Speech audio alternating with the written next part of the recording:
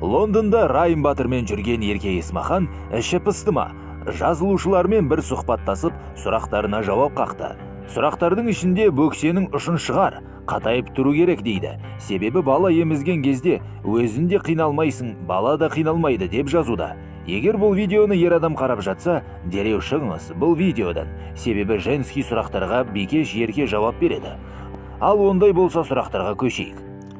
Бөпегімізбен көп сөйлесіп, ертегі оқып беріңіз. Расымен пайдасы бар. Маған қарағанда папасының даусын жақсы көреді. Сөйлесе жауап қайтарады. Қозғалып, ән айтса тыңдайды. Мазасызданғанда сүре, дұға оқиды. Оқығанда реакциясы өзгеше. Алланың құдіреті ерекше. Ал мен ұрысып алам, әкесі жоқта. Жат жабырламай, өйтіп маған неғыма. Менің кім екенімді білесің ба деп қоям. Қалжың. Босанар алдын үйге сандықты босатып қойыңыз. Сонда бәрі жеңіл болады. Сандық жоқ үйде. Толғату босану дегенді сторисқа саласыз ба басқа блогерлер секілді? Толғатпай жүргенде әрең сторис саламын. Толғатып жатқанда ең соңғы ойлайтын нәрсем инста болатын шығар.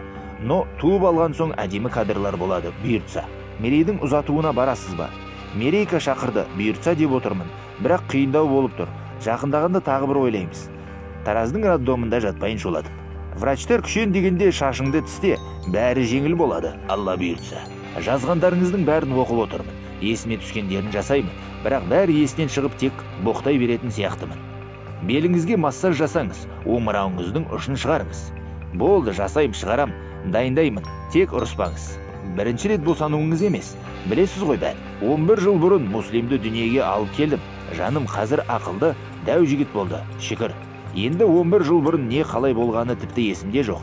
Одан кейін басымнан не өтпеді, Құдай-ау. Сондықтан тұңғышымдай толғатайын деп отырмын. Сонда муслимнің жасы 11-де ма? Жоқ, 62-де.